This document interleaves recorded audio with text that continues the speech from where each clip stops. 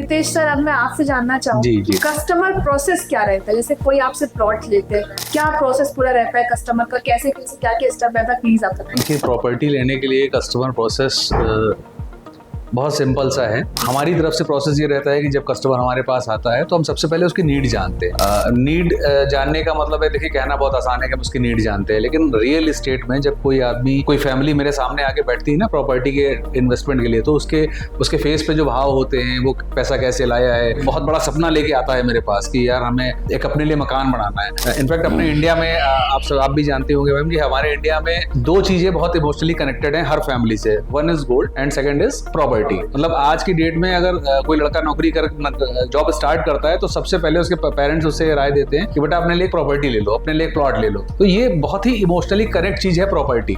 हम किसी की वेल्थ को ऐसे जज नहीं करते कि उसके अकाउंट में पैसे कितने हैं। हम सबसे पहले जानते हैं कि यार उसके पास मकान है अपना, है ना। हम ऐसे ही जज करते हैं, यार 20 साल से जॉब कर रहा, अपना मकान नहीं है उसके पास। इसी चीज को ध्यान रखते हुए हम भी जब कस्टमर के साथ बैठते हैं तो पहले ध्यान रखते हैं कि उसका बैकग्राउंड क्या है, उसकी नीड कैसी है।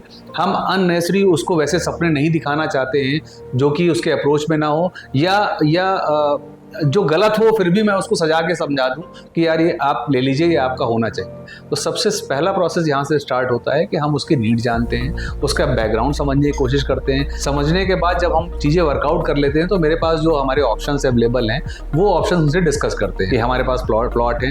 हम प्लॉट पे इसलिए फोकस करते हैं बिकॉज लैंड का जो रिसोर्स है वो लिमिटेड है ना। उसको यू कैन नॉट एक्सपेंड अर्थ उतनी ही रहेगी। आप हाई राइज में ऊपर तो जा सकते हैं, लेकिन अगर जमीन का टुकड़ा लेने की बात करते हैं तो वो हमेशा उतना ही रहे। तो इसलिए हम कस्टमर को फोकस करते हैं कि सर आप लैंड पे जाइए। और पहली चीज तो एक लैंड ऐसी चीज है जिसको आप अपने सक्सेसर्स को ट्रांसफर कर सकते हैं, उसकी ग्रोथ वैल्यू ज्यादा होती है।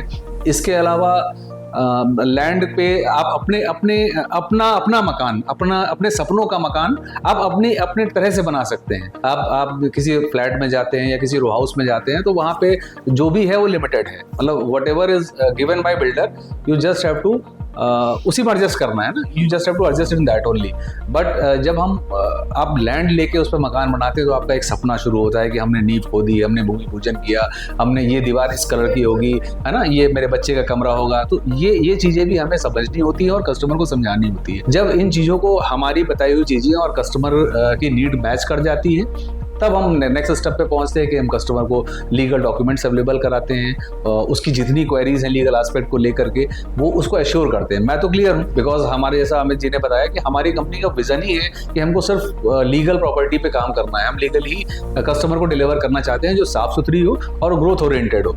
ये हमारी कंपनी का बेसिक विजन है। तो हम तो क्लियर हैं, लेकिन ये ट्रस्ट जो कि मुझसे पहली बार मिल रहा है, तो ये प्रोसेस का दूसरा पार्ट है कि हम उसको भी उतना ही एश्योर करें, आश्वस्त करें कि सर आप जहाँ पे जिस जगह पे बैठे हैं, क्योंकि अभी हम स्टार्ट में हैं तो हमें अभी आश्वस्त करना पड़ता है। बाकी विजन हमारा ये है कि कुछ सालों बाद, जैसा अमित ने बताया, कि कुछ सालों बाद सिर्फ लोग इनसे रियलिटी जान के ही समझ जाए कि नहीं यार हम जहाँ जा रहे हैं तो सेफ जगह जा रहे हैं। तो प्रोसेस को सेकंड स्टेप ये है कि हमने उसको चीज़ों के बारे में क्लियर किया, उसके बाद बुकिंग, देन अगर वो फाइनेंसेस पे जाना चाहता है तो हम फाइनेंसेस पे जाते हैं, then registry and happy ending. उसके बाद रिलेशन लाइफ टाइम बिल्ड हो जाते हैं। और हमारी एक्चुअल जीत तब होती है जब we give after sale services and we get references from that old client. वो हमारी आखिरी जीत होती है।